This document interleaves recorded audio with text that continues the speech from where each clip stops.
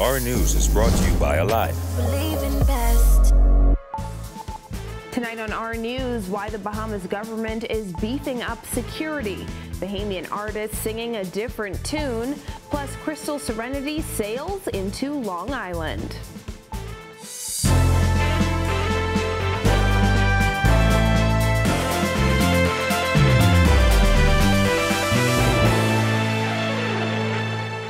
Welcome to Our News and thanks for joining us. I'm Christina Dragovich. Topping news tonight, in the wake of the shocking assassination of the Haitian president, National Security Minister Marvin Dames revealing that government officials are not only keeping a close eye on Bahamian borders, but also public buildings. Jasmine Brown reports. The National Security Minister addressed those concerns, insisting they are preparing for whatever may happen. A very unfortunate situation, and I was briefed on it by the Commodore as well as the Commissioner of Police. Yeah, we will continue to do what we have to do to ensure that we protect our borders. Haiti, of course, is a neighbor, and so, I mean, we have a responsibility to monitor what's taking place. The early morning assassination of Haitian President Jovenel Moïse has rattled the region, with concerns mounting in the Bahamas over the possible ramifications of increased political instability in the already troubled neighboring country. Haiti's borders and its international airport were closed and martial law was declared in the aftermath of the deadly attack. The Bahamas' borders have been closed to travelers from Haiti since earlier this year, with the government citing concerns over COVID-19 and the low level of vaccination in Haiti. As for a possible increase in migrants looking to leave Haiti in light of Wednesday's tragedy, Dames says they are assessing the risk. We're doing just that, and rest assured that that we'll do whatever we have to do to ensure that our borders are protected. The Bahamian embassy in Port-au-Prince was closed on Wednesday, according to the Minister of Foreign Affairs, Darren Henfield. The Office of the Prime Minister has also said the 4 Bahamian diplomats in the country are all safe. When it comes to the safety of public officers in the Bahamas, Dames said this. We've had these discussions before, and we have created manuals and documents that speaks to just that. If you look at the new Ministry of National Security building, for example, you would see that that's one of those models that we intend to ensure that we take it at every ministry. Reporting for Our News, I'm Jasmine Brown. Overcrowding at Princess Margaret Hospital has only compounded the long-standing issues of understaffing and lack of resources, according to CPSA President Dr. Sabrika Pinder Butler, who says the state of healthcare in the country is in crisis mode. She's urging the government to act now before things get even worse. Jillian Gray has that. The state of healthcare in the country is at a critical level, according to CPSA President Dr. Sabrika Pinder Butler, who says with PMH at capacity with COVID cases, the country is in a dangerous place. I'm hoping that at the government level, beyond the Minister of Health, even the Prime Minister would really see that this is a critical time for us. Yes, we have reopened the country, but if we reopen the country and our people are dying and not able to get the care that they need, this is truly a dangerous time for us right now. The Ministry of Health reported 59 new cases and a total of 50 hospitalized cases, 4 of which are critical. News that PMH is at capacity with hospitalized COVID cases should be concerning to every Bahamian, according to Dr. Pinder Butler, who says it will affect access to health care. Persons who might have been well, unfortunately, if they don't get the care that they need, they may end up as emergencies. And we're now at a state as well where the emergency room is at capacity, which in layman's terms means the care will be hard to access. As COVID cases continue to climb, staff shortages have become even greater as some members have been out sick. Overall, Pinder Butler says morale among workers is low. It's quite a challenge for healthcare workers at this time. Many of these issues aren't new. Bed capacity, staffing issues, and equipment challenges are all legacy issues that Dr. Pinder Butler says lawmakers need to address. Reporting for Our News, I'm Jillian Gray. We now know more about the former Royal Bahamas Defense Force officers who were killed in that plane crash at Treasure Cay, Abaco on Monday. The force today sending out condolences to the families of former Marine seaman Jason Allen and former acting sub-lieutenant Lavan Paul, who were killed when the aircraft they were piloting crashed into bushes beyond the Treasure Cay International Airport runway. According to the RBDF, Marine seaman Allen joined the force in 2015 and worked in the Protection and Military Police Unit, where he served until his honorable discharge in 2018. Former acting sub-lieutenant Lavan Paul joined the force in 2011 and was drafted to the Military Police Department. He studied at the Britannia Royal Navy College and was later assigned to the Air Wing Department, where he served until he resigned from the organization on July 17, 2017. And days after a group of local recording artists spoke out about their exclusion from independence celebrations, 48 Bahamian artists will now get the opportunity to hit the stage this weekend for a virtual concert event. Meanwhile, the gospel event set for Friday will carry on as planned. Kyle Joaquin has more.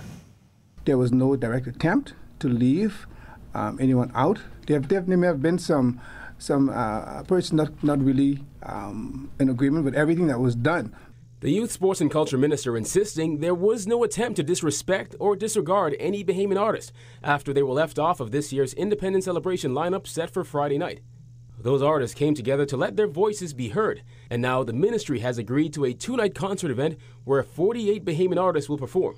I'd like to thank the Honorable Prime Minister and calling members of the Cabinet for their consideration and understanding for the art and advocates for Bahamian culture and entertainment. The gospel-themed Independence celebration set for Friday will continue as planned without those artists. During the meeting with the creative community, because of the time constraints, with only 3 days to go prior to the event that is planned, through their professional approach, they made it clear that they won't have the time to do anything of quality or the level that they are capable of. There was one person noticeably absent from today's press conference, Independence Committee Chairman Mark Humes, whom many of the artists took issue with. Lewis tried to explain his absence. Remember, this is not the Independence Secretariat. This was a direct answer to a question, to a proposal that was given to us by the creative community. So again, this is something that is totally different. But again, this is still Bahamian. This is still our culture, and there's no direct disconnect from that. Well, we asked Humes why he wasn't present at the press conference. He said he didn't know what was happening. However, he added he is so busy with Friday's event, he probably couldn't attend anyway. He said he met with the minister to discuss the concert event and how they can move forward to ensure culture is included in everything involving independence. The two-day event will be virtual and will take place July 30th and 31st. These artists now hoping for stronger communication with the government from here on. We are excited about this partnership, and we look forward to fostering this relationship with a view of deepening the impact of the arts and entertainment community has on our great country. For Our News, I'm Kyle Joaquin. The Bahamas Judiciary and the Ministry of National Security signing two contracts totaling nearly $597,000 with local contractors, Walker's Industry and Network Cabling. The contracts cover work for electrical upgrades to 4 courts and 2 adjunct spaces acquired by the judiciary. Chief Justice Sir Brian Moree says the project is expected to be completed in 2 months. We are engaged in a program of multiple components, and sequencing of the work is very important, and any delays in one area affects other areas. Sir Brian added that the electrical upgrades will prepare the court spaces for implementation of an integrated case management system. A $2 million contract was signed in December 2020. He says these upgrades will facilitate the expansion of the digitization unit and the Bahamas Judicial Education Institute. These contracts are really super important because what they're really doing is preparing our buildings for the next stage in order to run our case management system, which is the backbone to many of the other reforms that we are bringing in. Things like our digital recording system, all of the various ICT applications that we have. We saw a cloudy day in the capital today. Meteorologist Greg Thompson is in studio with current conditions. Thanks, Christina. Tonight's First Look at Weather is brought to you by Nestum's New Look, Same Great Taste, distributed by Lightburn Trading Limited. Current conditions outside our studios, warm again. Temperatures made it up into the low 90s, and those feels like temperature in the triple digits. 81 outside our studios. Through clouds, it's warm. Southeast winds at 5 knots. Your feels like temperature in the mid to upper 80s.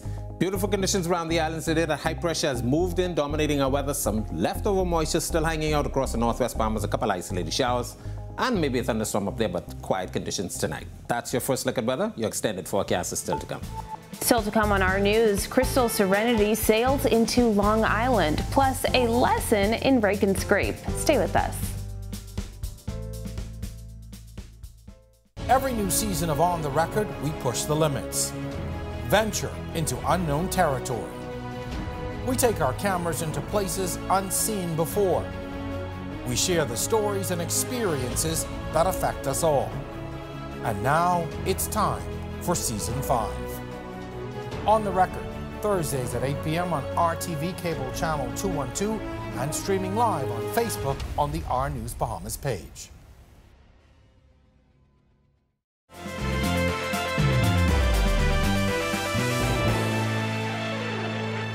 Crystal Cruises' Crystal Serenity sailing into Clarencetown Harbor at Long Island this morning, bringing 570 passengers. It was the first time a major cruise ship ever visited the island.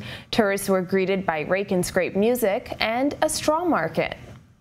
The outer islands of the Bahamas is very warm to my heart. I've been here before on our own boat, but coming on a cruise ship and having everybody so excited to see the major amount of people coming in is very heartwarming. The general response has been very positive in terms of the guests' reaction to the island. I think everybody's absolutely thrilled to be back cruising again, including the crew members themselves. The passengers had a full day with a choice of visiting the famous Dean's Blue Hole or Gordon's Beach in South Long Island. For the island's business community, the ship's arrival was a godsend. Positive response, even meeting the people, it's like history in the making for Long Island. We're so excited to have the cruise ship stopping here, and I know the small business owners are just incredibly excited. In other news, business owners now have a new way to fund micro, small, and medium-sized enterprises. The Securities Commission recently got cabinet approval for new rules for crowdfunding. Businesses can raise up to $5 million within a 12-month period through crowdfunding. Minister of State for Finance, Kwesi Thompson. The reforms represent a game changer for business ownership and entrepreneurship in our country. With these new and innovative crowdfunding regulations, we are furthering the potential of small businesses to raise more investment money on the private capital market.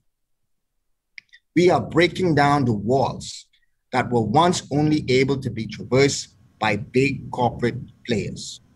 Investors will be able to invest up to $10,000 per crowdfund distribution.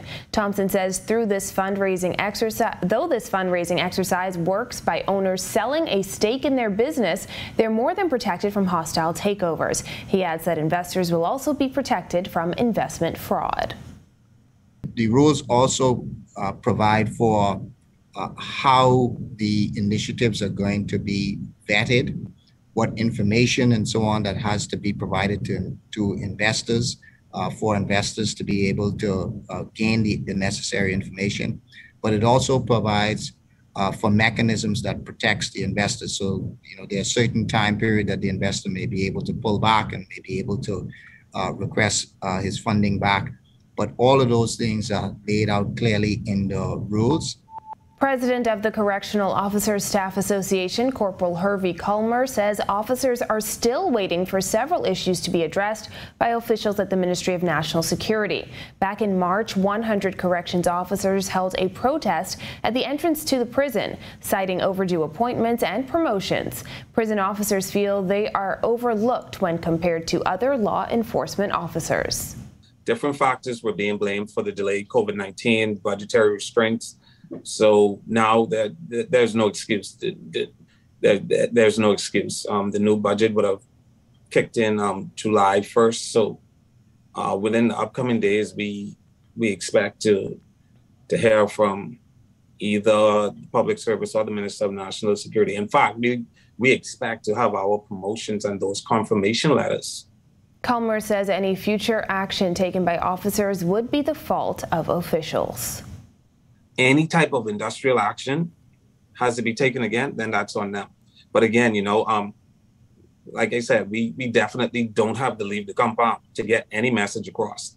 That's something we're trying very hard to avoid. But then when you're not being heard by anybody, there's only so much you can take. Like I said, the morale is low. When our news returns, we rakin' and we scrapin', plus DeAndre Ayton back in action tonight. The details when our news returns.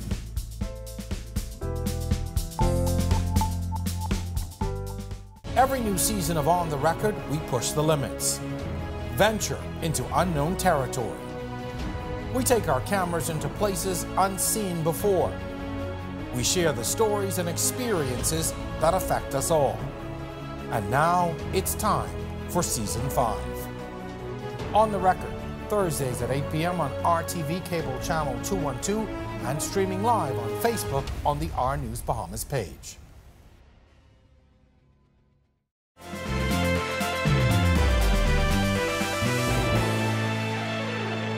This is our news. Welcome back.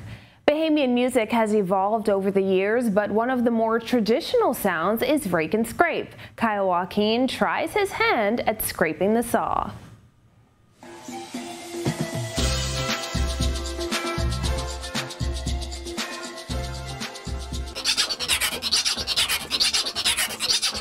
The sweet sound of rake and scrape is something we all grew up hearing. But who knew the technique that goes into making the sound come alive? And who better to show us than one who's been doing it most of his life? Christopher Cawley, better known as Eggy from the Scorched Conch Rake and Scrape Band. I mean, it take time to learn it and stuff like that. You know what I mean? It's pretty hard because you got to really break in the saw. Bennett? You have to break it. When you buy the saw, you have to break it in. So I got my private lesson at Commonwealth Recording Studio where Eggy made this thing look much easier than it is. Just the rhythm. I done breaking the saw. Just the rhythm now when I get perform. Hey, hold on. I see you scraping at the top. So you can. I scrape at the top. See when I scrape at the top, and I thumb down here. This way you get the sound from right down here. The thing is, with rake and scrape, it requires rhythm. Left-handed or right-handed? Left-handed. Okay, so I hold it with that hand. Well, you left-handed or right-handed? Right-handed. Well, you have to hold it with your right hand. You have to hold it with your right hand like this. I right hand. So you have to hold it with your right hand like this. Then, you know, you scrape. How hard could this be, right? I got a rhythm. You got a rhythm?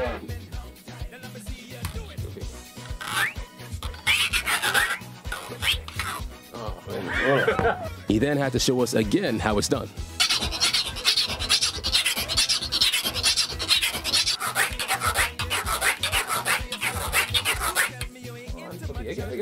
All right, so this was much harder than it looked. I let my videographer Sherrod give it a go. Turns out he was much better at it than I was.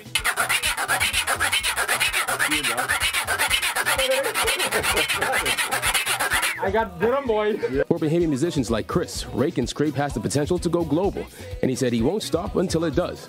And for anyone looking to give scraping the saw a go, remember, it'll take time, and don't forget to break in your saw. Make sure you have the rhythm and stuff like that. You just can't go on the show and play with this and play rake and scrape because you don't got the right rhythm. So you have to break it in first. Just keep practicing, Kyle. Well, the Phoenix Suns and DeAndre Ayton hope to take a lead in the NBA Finals tonight. Marcellus Hall has that and more tonight in sports. All right, thanks a lot, and welcome to our sports, everybody. I'm Marcellus Hall. These NBA Finals have been anything but common, right? For instance, you talk about the Phoenix Suns haven't been to the NBA Finals in 28 years. Milwaukee Bucks, well, they've been there even longer, 40-plus years for them, at least for the Bucks. When they first came into the league, they won an NBA title. Phoenix is looking for their first, and hoping to help them along is our Bahamian DeAndre Ayton. Well, DeAndre Ayton and the Phoenix Suns have one game under their belts. They say to the victor goes to the spoils, and so far so good. Picking up a win in Game 1, now the Phoenix Suns hope that tonight's Game 2 will also go their way on their home court. DeAndre's been doing his part, coming up 1 rebound short, thanks to Chris Paul, of getting 20 on the night. And already, with 80% field goal shooting, has put himself in rarefied territory. Only Kareem Abdul-Jabbar, then known as Lou Alcindor, have done it. And so already, people are taking notice of the Bahamian, who was #1 pick overall just 3 years ago. Seems as if he is paying dividends. And so far, the Suns are liking what they are seeing. Game 2 comes your way tonight in Phoenix. And we'll see whether or not DeAndre and his crew can pick up a 2-0 lead against a tough Milwaukee squad. But so far, things have been going the way of the Sun. So taking a look now at some baseball news. Well, tonight we'll give you some more details, I should say tomorrow, as Jazz Chisholm and his Miami Marlins just finished up a 4-game set with the Los Angeles Dodgers, the world champions. They took 3 out of the 4 games. Jazz with a home run today. We'll give you some highlights and details from that game and, of course, the rest of that series coming up for you tomorrow. And that's your check on sports here today. I'm Marcellus Hall. Back to you. Thanks, Marcellus. Up next, a look at Bahari's new Independence line. Stay with us. Every new season of On the Record, we push the limits. Venture into unknown territory. We take our cameras into places unseen before. We share the stories and experiences that affect us all. And now it's time for Season 5. On the Record, Thursdays at 8 p.m. on RTV Cable Channel 212 and streaming live on Facebook on the R News Bahamas page.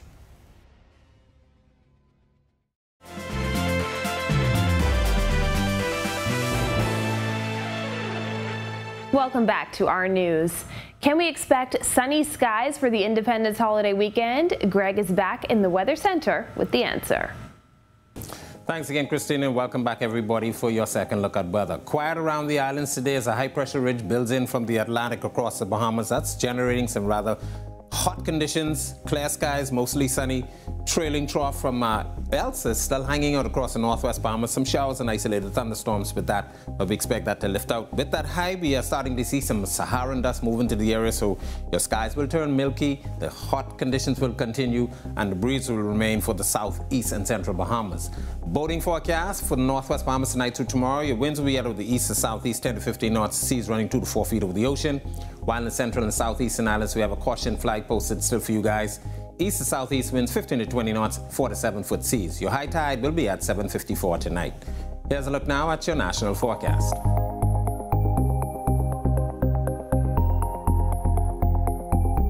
A look now at your extended forecast through Tuesday.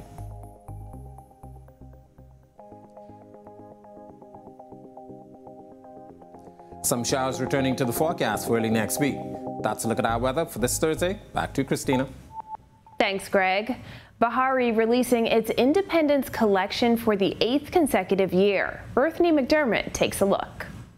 Launched in 2014, the Bahari brand sought to take Bahamas independent T-shirts to another level.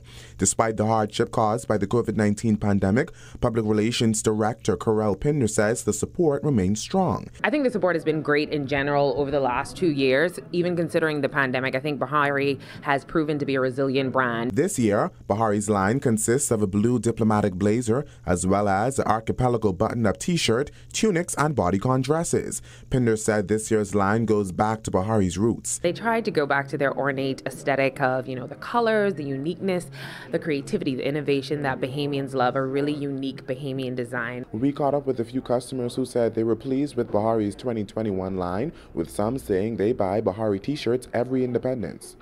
Their lines for Independence are always tastefully done, and so I'm never disappointed with whatever they bring out. So I think it's really nice, very bright, and the gold is very regal looking, but it's a nice line as usual. It's a nice quality. It fits comfortably. I get like 3 shirts. It's very nice. Every time in Nassau, we stop by. Reporting for Our News, I'm Berthany McDermott. Thank you for joining us for our news tonight. On behalf of the entire team, I'm Christina Dragovich. Stay tuned for a new Independence episode of On the Record with Jerome Sawyer, starting right now.